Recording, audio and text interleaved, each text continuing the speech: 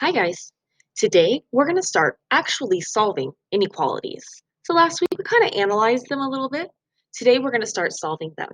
Now solving an inequality is very similar to solving an equation. In fact, all of the things that we learned about solving an equation are going to pop up again in this chapter. So it's almost going to seem like there's a repeat this chapter of our previous chapter. There are going to be a couple new things that we need to learn about.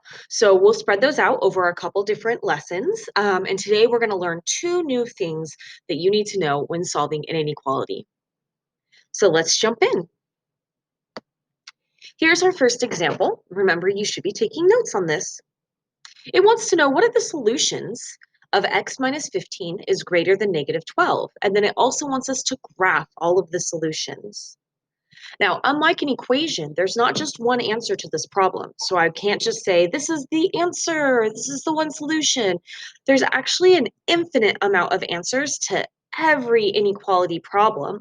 And so it's really important that we are, again, graphing all the solutions and that we are solving this for all of the answers, not just one number. To solve an inequality, you basically do the same thing you would if there was an equal sign there instead of a greater than. And so looking at this problem, I'm going to add 15 to both sides. And I get x is greater than 3. That's it. Now, that's the answer that you would write on an answer line, but there's a little bit more to it than just that. So we also need to graph all the solutions. So let's talk about the graph. When you're graphing, you're going to be graphing on a number line for this whole chapter. So you want to just draw a nice straight line, arrows on the end because it keeps going forever. When I'm asking you to graph these problems, I'm not going to ask you to write all of the numbers on the number line. I really just need two numbers. I always want the number 0 as a reference point. And then the second number is the number that you got for your answer. And so in this problem, my second number would be the number positive 3. Positives go to the right and negatives go to the left. So I'm going to put positive 3 to the right of the 0. And again, you don't need to write in any of those in-between numbers, just 0 and the number that you got. Now, in this problem, it says x is greater than 3. That means that all the numbers that are bigger than 3 are part of the answer. Every number in the whole universe, even like 3.1, 3 billion, right? All those numbers. But since it's a greater than symbol, and it's not an or equal to, that means that 3 is not a solution to this problem. So I'm going to focus on that first. If 3 is not a solution to this problem, then we do not want a color on top of the number 3. But we still need to put something on the number 3.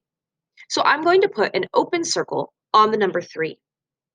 An open circle is a circle that's big enough that I can see the white space inside of it.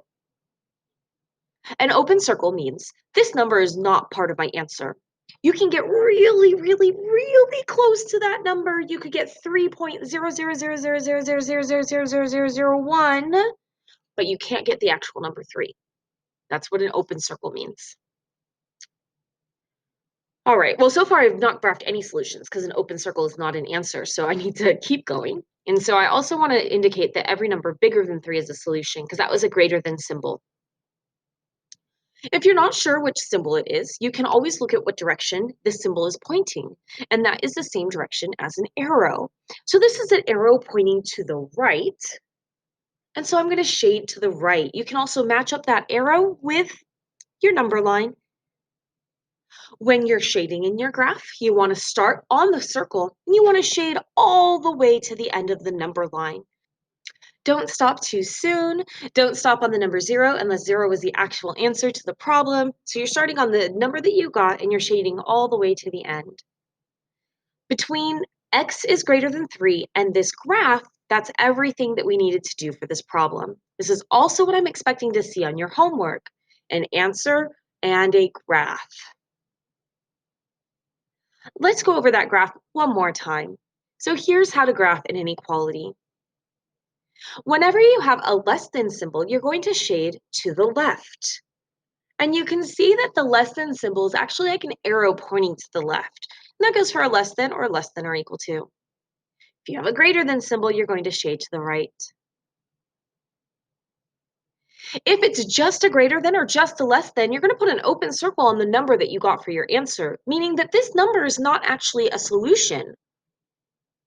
If you have a less than or equal to or a greater than or equal to, you're going to put a closed circle. That's a circle that's been colored in because that number is an actual answer to the problem. Let's try one more example, and then you can start your homework.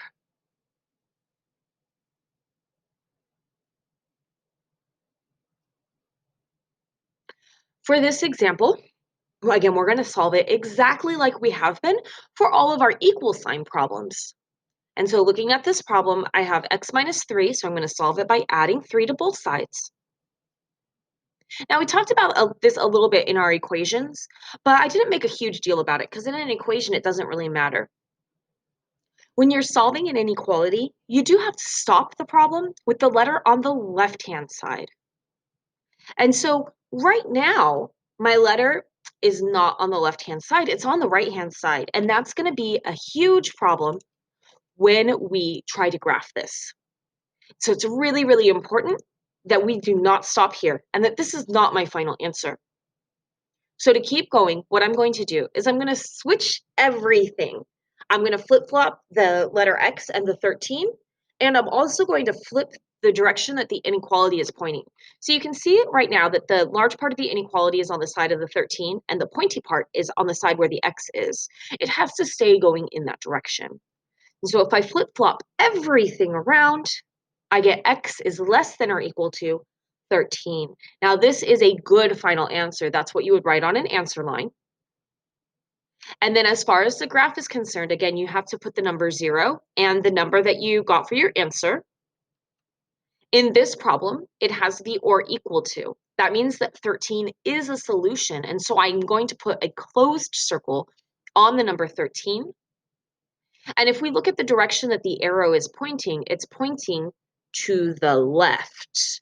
And so I'm going to start on my number 13 and I'm going to shade to the left all the way down to the end of the number line. Both the inequality and the graph are the answers to this problem. At this point in time, you should be able to do tonight's homework assignment.